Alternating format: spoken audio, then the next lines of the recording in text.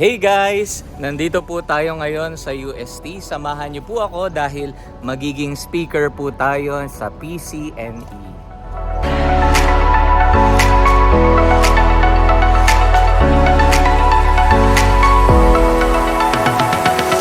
Narito po tayo ngayon sa University of Santo Tomas. Medyo napaaga lang ng konti ang dating ko dahil 11 AM pa ang talk, kaya naglakad-lakad muna. At ngayon, kung mapapansin ninyo, nakasuot ako ng tabela jacket. Ang tabela kasi ay isa sa mga partners ng PCNE. Pumasok muna tayo sa venue kung saan narito tayo sa backstage. Makikita natin ang libu-libong tao.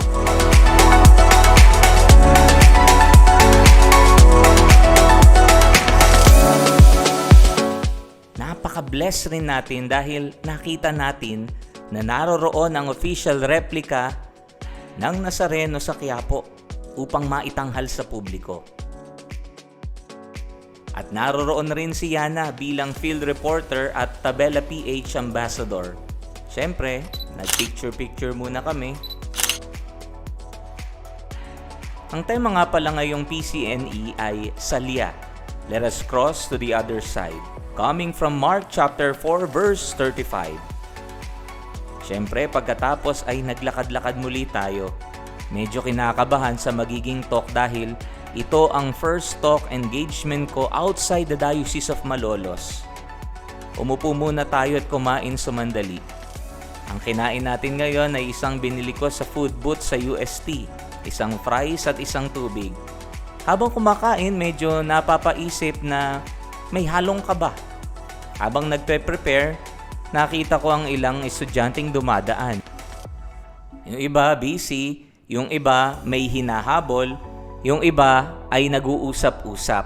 At dito ko napagnilayan na importante ang pag-aaral. Kahit naisipin na matagal ang bubunuing mga taon sa pag-aaral, ay sana nakapag-aral ang lahat. Sabi nga ni Francis Bacon, knowledge is power. Pagkatapos, nung tumagal-tagal, namalayan ko na malapit na ang oras ng talk kaya nagpunta na kami sa main building.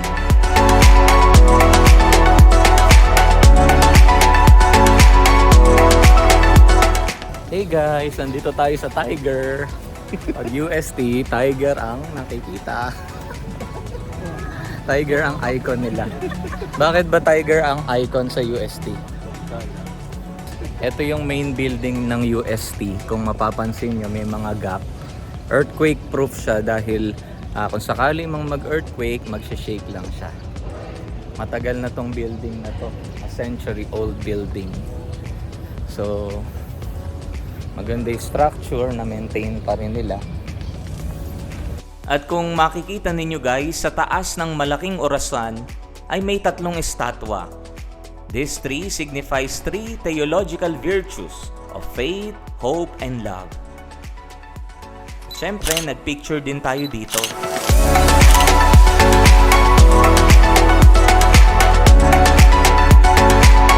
At pumasok na kami at doon ay may naghihintay na student na gumabay sa amin.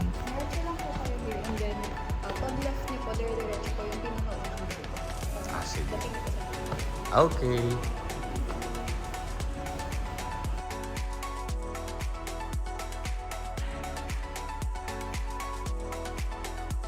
Noong nakapasok na, kabadong-kabado ko.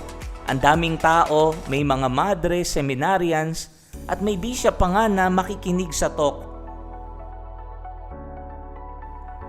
At inumpisahan ni Brother James Wong ang kasama ko na nagbigay ng introduction at nagpakilala sa akin.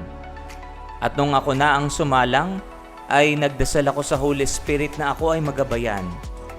Ang binigay kong talk ay tungkol sa misyon ng bawat isa sa digital world.